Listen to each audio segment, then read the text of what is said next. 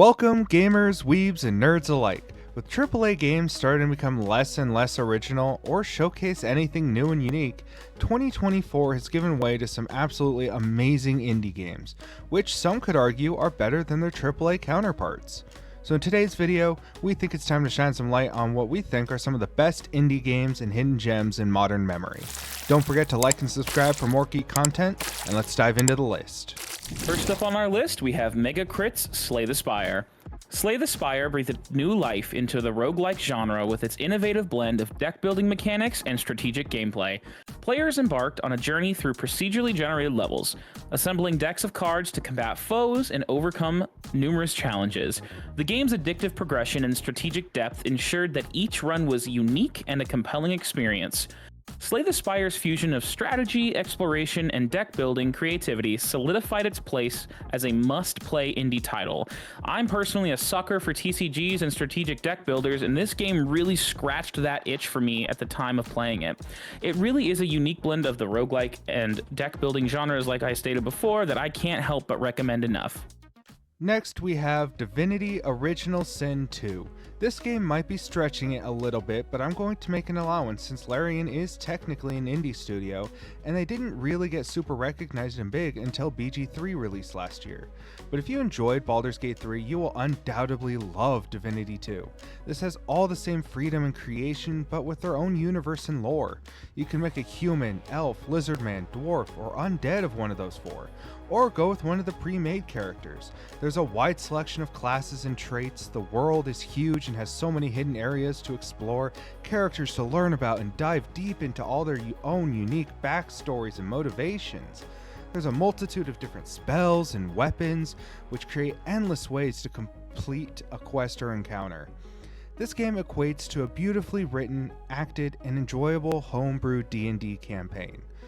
There are very few things to not love about this game, and with how BG3 has thrust Larian into the public spotlight, I think this game will finally get the public recognition it deserves.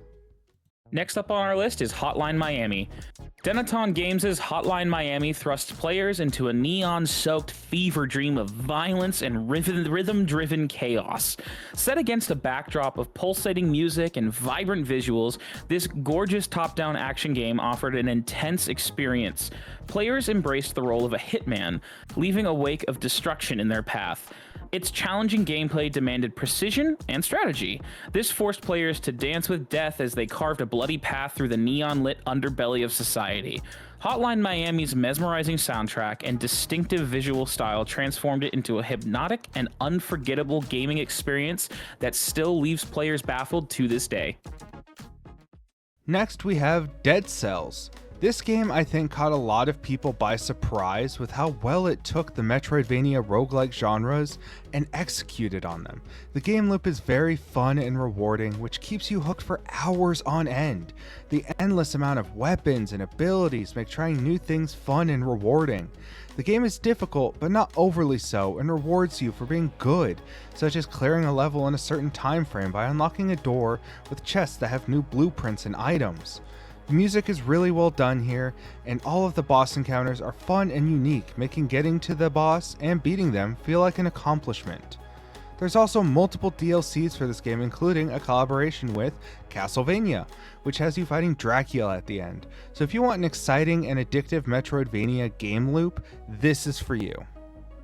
Next up, we have Stardew Valley. Developed by solo dev Eric Barron, produced by Concerned Ape, Stardew Valley breathed new life into the simulation genre, inviting players to escape to a tranquil world of farming, community, and mystery.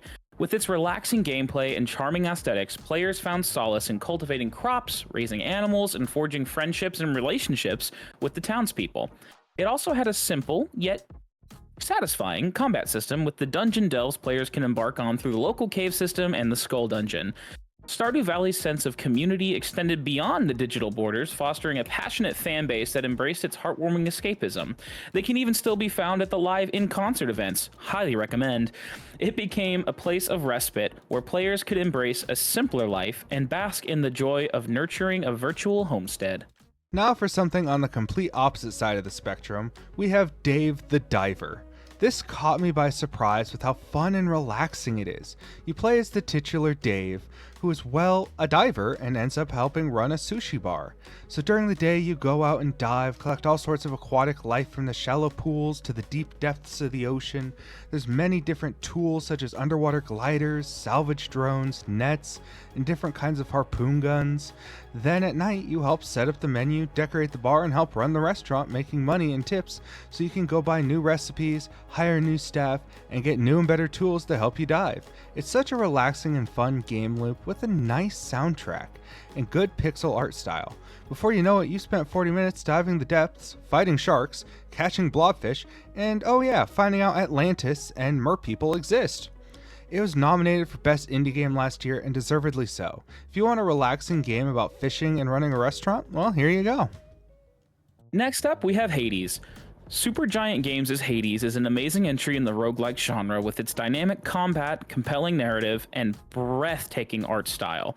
Players delve into the depths of the underworld, battling mythological foes, while forging relationships with gods and goddesses alike. Hades impressed players with its engaging storylines that with each run revealed new layers of character development and a narrative depth. The seamless fusion of action-packed gameplay and rich storytelling earned Hades widespread acclaim, cementing its status as an indie game that transcends its genre. We have so many fond memories gallivanting through the underworld in this gem, and we cannot recommend it enough. Of course I had to put a JRPG on here, so next we have Tokyo Xanadu EX Plus. This one is a serious hidden gem, made by the people over at Falcom, the same people who made the East games, and from it comes an overlooked yet very fun and entertaining game. Basically, if you take the story and gameplay loop of the Persona games and mix it with East combat, you'd get Tokyo Xanadu. You spend your time during the day being a normal student, doing part-time jobs, hanging out with friends and developing your relationships with them, and then at night you spend time dungeon crawling in the Eclipse and attempting to sort out what it is and all the secrets within.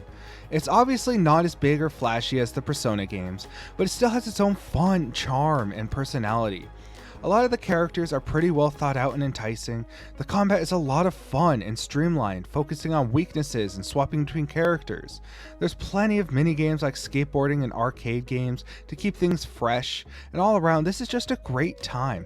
The one downside that this would probably have is that there's no English dubbing, so all the voice acting is in Japanese. But if you can look past that, or it's something you like, this is a must-play for you. Last up for me on our list, we have Team Cherry's Hollow Knight.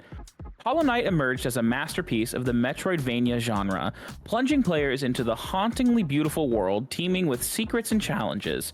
With its intricate world design, challenging combat, and stunning hand-drawn, yes, I said hand-drawn art, Hollow Knight captivated players with an atmosphere of mystery and discovery. As players ventured deeper into the labyrinth underground realm of Hollow Nest, they uncovered a narrative rich in lore and riddled with melancholic beauty. Hollow Knight's unforgiving yet gratifying gameplay and enchanting world design solidified its status as a modern indie classic. With a team of only 3 people, it's insane the impact that this game has had and continues to have on the masses. And ourselves and the rest of the gaming community are looking forward to Hollow Knight Silksong's release in 2094. Last, but definitely not least, we have the most bizarre one probably on this list, in Fear and Hunger. This is honestly one of the most surprising games you've probably never heard of. If you enjoy horror, especially Lovecraftian horror, this might be one of the best games you could play. It's a turn-based horror-adventure dungeon-crawling RPG, which follows one of 4 playable characters as they explore the dungeons of Fear and Hunger. This is definitely not a game for everyone, and does tackle some very mature themes and has some very grotesque monsters and scenes. But if you enjoy the horror genre, this does it so well. From ogre things to literal gods, there's such a wide variety of enemies and encounters. There's a neat coin flip system leading to you praying to the RNG gods, and the lore is extensive and extremely interesting. You also have to pay close attention to your and your party's hunger and sanity levels, as well as health, since you can take damage to different body parts, which each affect you differently. Not to mention there are 9 unique endings to get. The most insane thing about all this is it's made by a singular person. If this sounds up your alley, go check it out as it's currently available on Steam. Thank you for watching. Leave a comment down below letting us know what some of your top picks for the best indie games of all time are. Don't forget to like and subscribe as it goes a long way. Be sure to check us out on our various socials like TikTok and Twitch for more geeky goodness. Till next time, keep on geeking on.